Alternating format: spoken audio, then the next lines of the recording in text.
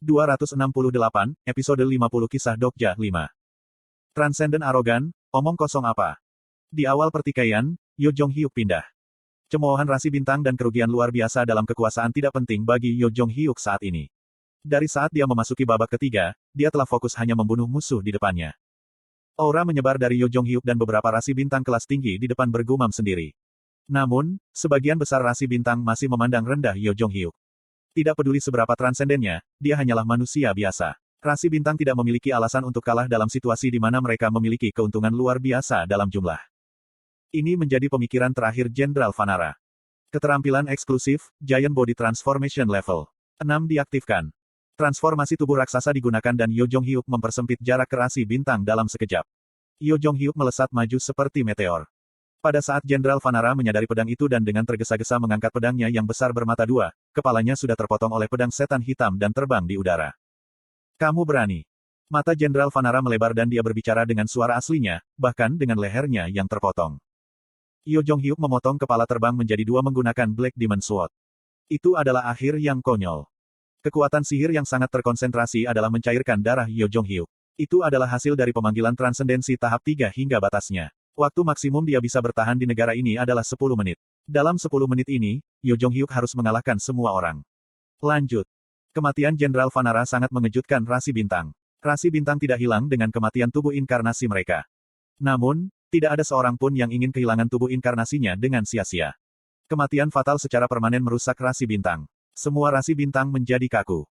Yo Jong-hyuk memanfaatkan celah pendek ini untuk mencoba serangan kedua. Pedang setan hitam meninggalkan lintasan gelap saat bergerak dan memotong sayap burung raksasa. The Thunder Eating Bird menjerit nyaring. Kemudian rasi bintang mulai bergerak. Kamu. Pendiri manusia tombak primitif kemanusiaan ditujukan pada Yo Jong-hyuk. Itu adalah pukulan yang akan mengubah inkarnasi normal menjadi bubuk. Namun, Yo Jong-hyuk menerima pukulan ini. Dampaknya menghancurkan otot lengan kanannya dan kekuatan mendorong seluruh tubuhnya. Darah mengalir dari mulutnya tetapi Yo Jong-hyuk tidak kehilangan fokus. Konsentrasi berlebihan telah memperluas kategori atribut. Atribut eksklusif, penguasa hiburan, diaktifkan. Konsentrasinya membangkitkan kekuatan karakter. Semua rasi bintang yang masuk menjadi data dan mengalir ke pikiran Yo Jong-hyuk. Pada saat ini, dunia adalah permainan bagi Yo Jong-hyuk. Yo Jong-hyuk menghindari serangan rasi bintang dengan gerakan terkendali dan melawan menggunakan kekuatan sihir. Kuaek. Pendiri kemanusiaan menjerit saat jari-jarinya dipotong oleh pedang setan hitam. Pedang setan hitam Yo Jong-hyuk mengeluarkan raungan memekakkan telinga saat menggali ke dalam celah. Breaking the Sky Swordsmanship. Keterampilan penghancuran. Menghancurkan meteor langit. Pedang naik dari tanah ke langit, menusuk langit seperti petir. Cabang-cabang energi pedang bersembunyi di awan gelap dan menciptakan guntur. Guntur mengalir dari langit malam dan menghantam rasi bintang seperti meteorit. Lusinan petir jatuh dari langit dan tubuh-tubuh penjelmaan dari rasi bintang ditusuk. Itu adalah pukulan yang mengandung kekuatan transendensi tahap 3. Kuao. Yo Jong-hyuk menyaksikan rasi bintang berjuang dengan rasa sakit dan merasa dirinya sekarat. Pengalaman babak ketiga melintas di benaknya. Itu adalah putaran pendek. Meski begitu, banyak hal terjadi. Kisah, seseorang yang mewarisi nama raja menangis. Seolah menanggapi perasaannya, cerita mulai berbicara. Seolah-olah setiap cerita memiliki kehendaknya sendiri. Kebanyakan dari mereka bukan cerita yang dia kumpulkan sendiri. Kisah, orang yang menentang keajaiban, telah dimulai. Sebuah cerita tentang Gam yang kembali. Kisah, Paradise of Despair, telah dimulai. Sebuah cerita yang diperoleh dengan melestarikan surga yang ditinggalkan. Kisah, seseorang yang berjuang melawan dewa luar, telah dimulai. Kisah di mana ia berhadapan dengan dewa luar. Kisah, penguasa kompleks industri, telah dimulai. Itu adalah kisah yang biasanya tidak akan pernah dia raih. Itu adalah kisah yang tidak terkait dengan situasi saat ini tetapi itu adalah kisah yang terkait dengan orang lain. Itu adalah kisah yang tidak akan pernah bisa dicapai sendirian. Kisah-kisah mulai berbicara pada saat yang sama. Seolah-olah mereka tidak ingin menyelesaikan cerita di sini. Seiring dengan rasa sakit yang pahit, darah mengalir dari dada Yo Jong-hyuk. Dia bahkan tidak tahu bagaimana dia mendapatkan luka-luka ini. Ada beberapa tubuh inkarnasi yang jatuh di tanah. Dewa tertinggi cahaya surya melihatnya dan berbicara. Luar biasa, kamu sudah tidak bisa disebut manusia lagi, nak. Cerita-cerita Yo Jong-hyuk memancarkan cahaya terang seperti dia memberontak terhadap suara yang sebenarnya. Kisah, seseorang yang memburu Raja Bencana, meraung. Yo Jong-hyuk adalah transenden. Kisah-kisah itu adalah bagian unik yang membentuk rasi bintang. Hanya memiliki cerita bukan berarti seseorang bisa sama dengan bintang-bintang di langit malam.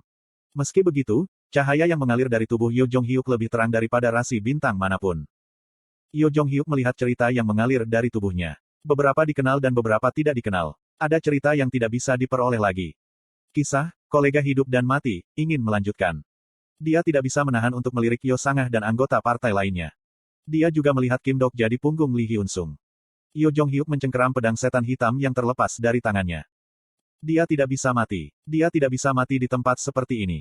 Dia menggunakan kekuatan terakhirnya untuk mengarahkan pedang yang gemetar ke Surya. Surya tertawa seolah pemandangan itu menarik. Namun, itu hanya kisah manusia. Surya merilis cahaya terang saat dia menggunakan cerita yang dia kumpulkan selama ribuan tahun. Itu adalah status yang tidak bisa dilawan. Sejarah singkat Yo Jong Hyuk bergetar di depan tahun-tahun yang hebat itu. Manusia bodoh yang tidak tahu bahwa kekuatan dewa begitu tinggi. Sinar matahari yang melelehkan segalanya mengalir ke Yo Jong Hyuk. Pemandangan kompleks industri dihancurkan oleh rasi bintang. Inkarnasi mati tanpa bisa memberontak. Beberapa orang yang merasa putus asa dengan bencana yang tiba-tiba muncul dari dekat di layar. Hal yang paling mengerikan adalah bahwa seorang pria yang terluka dan kehilangan satu tangannya masih berjuang. Konstelasi, Hakim Api Setan seperti, sangat geram. Rasi Bintang, Queen of the Darkest Spring, menyesal atas inkarnasi, Yo Jong Hyuk. Rasi Bintang, Prisoner of the Golden Headband, mengarahkan jari ke Rasi Bintang pengecut. Banyak Rasi Bintang mengeluh tentang Rasi Bintang di medan perang. Ada banyak pesan tidak langsung yang tak terhitung dari Rasi Bintang dan Dokkaebi dari Biro mendengarkan mereka. Di antara mereka adalah Bi Hyung, para Dokkaebi yang bertanggung jawab atas pemilihan Raja Iblis. Apa yang kamu maksud dengan ini? Dia jarang marah atau gelisah tetapi sekarang dia memiliki pikiran yang sama dengan Rasi Bintang di salurannya. Game kedua adalah kemenangan Yo Jong Hyuk, Kompleks Industri Kim Dokja. Ada perbedaan waktu tetapi tidak ada yang perlu dikhawatirkan. Lalu mengapa tidak mengumumkan pemenangnya? Tak lama setelah pertandingan kedua, Bi Hyung menghubungi tim persetujuan biro secara langsung. Namun, satu-satunya jawaban yang didapatnya adalah, sedang dipersiapkan. Pada akhirnya, hubungan terakhir yang Bi Hyung miliki adalah Baram, kandidat Dokkaebi besar berikutnya. Ada suara berderak dan wajah Baram muncul di layar. Ini keputusan biro. Keputusan biro. Itu adalah kata-kata ajaib. Ini keputusan biro. Ini keputusan biro. Baram, ini adalah skenario utama. Ada beberapa hal yang bahkan tidak bisa disentuh biro. Sejak kapan biro mengganggu pengembangan skenario utama? Itu juga skenario di mana cerita raksasa terlibat. Baram, tidakkah kau tahu apa yang akan terjadi jika kau melakukan ini? Baram tidak menjawab. Tolong beritahu aku, siapa yang melakukan ini? Apakah itu salah satu atasanmu? Bi Hyung melirik Dokgak di layar. Jelas bahwa Dokgak dikaitkan dengan situasi ini. Namun, ini bukan sesuatu yang bisa dilakukan oleh satu atau dua Dokkaebis senior. Baram yang diam membuka mulutnya. Kurung siku buka. Apakah Anda meragukan, Dokkaebis besar, sekarang? Apakah ada Streamer lain yang bisa melakukan ini di samping mereka? Bi Hyung, tolong bangun. Mengapa mereka melakukan ini? Saya tidak tahu. Mungkin beberapa suap diterima. Baram mengerutkan kening. Dokkaebis besar tidak terikat oleh pemahaman pribadi seperti itu. Lalu mengapa ini terjadi? Baram, Anda harus tahu sesuatu. Bi Hyung. Bi Hyung langsung tersentak. Suara Baram sangat marah. Bi Hyung berpikir akan ada omelan keras tapi tanpa diduga, Baram santai saja. Seolah-olah dia mengerti Bi Hyung. Baram di layar juga menonton adegan pemilihan Raja Iblis. Bibir Baram perlahan terbuka. Ya, mungkin salah satu Dokkaebis hebat menciptakan penundaan ini, seperti yang Anda katakan. Kemudian. Namun, bahkan Dokkaebi hebat hanya bisa melakukannya di sana. Mustahil bagi seorang Dokkaebi hebat untuk menanggung badai yang akan tercipta dari campur tangan dalam skenario sebesar ini. Kurung siku buka. Jadi siapa yang melakukannya? Pada saat ini, ada suara keras dan langit-langit kantor bergetar. Itu terdengar seperti naga besar yang lewat. Itu adalah suara, probabilitas yang bergerak. Ekspresi Bi Hyung mengeras. Jangan bilang, sesuatu yang konyol. Apakah kamu mengerti sekarang? Keberadaan yang bisa menggerakkan probabilitas ini. Hanya ada satu keberadaan seperti itu di Starstream. Dia bahkan tidak tahu apakah itu harus disebut keberadaan. Baram mengemudi di irisan. Keinginan Starstream menginginkan ini. Ini konyol. Tidak ada cara lain untuk menjelaskannya. Kata-kata Bi Hyung diambil dan dia menatap kosong ke layar. Pesta Kim Dokja ditampilkan di layar. Awalnya, mereka harus bersemangat untuk menang. Sekarang mereka tampak mengerikan ketika mereka berbaring di tanah. Itu adalah konfrontasi dengan rasi bintang yang didukung oleh Nebula. Itu adalah pertarungan konyol sejak awal, tetapi pesta itu bertempur dengan baik. Mereka memainkan permainan melawan rasi bintang yang kuat dan akhirnya memenangkan kompetisi yang memberi mereka cerita raksasa. Sekarang mereka akan menjadi pecundang hanya karena tidak ada pengumuman pemenang. Itu hanya karena Starstream menginginkan ini. Kebencian bercampur dengan kemarahan memenuhi mata Bi Hyung. Lalu, mengapa Streamer ada?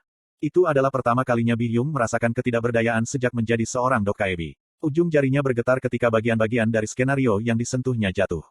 Jika kita tidak bisa menghentikan perkembangan yang tidak masuk akal ini, Berapa nilai dari dunia ini? Bi Hyung. Baram melihat mata Bi Hyung yang sedih dan perlahan berbicara. Kapal uap juga bagian dari cerita. Bi Hyung yang putus asa menatap layar. Yo Jong Hyuk secara bertahap meleleh di bawah sinar matahari yang menyilaukan. Sekarang ceritanya meninggalkan tangan Streamer. Dengan demikian, hanya ada satu hal yang bisa dipercaya. Banyak rasi bintang sedang melihat satu rasi bintang. Pria di punggung Lee Hyun Sung bergetar. Di layar, pria itu perlahan membuka matanya. TL, Rainbow Turtle.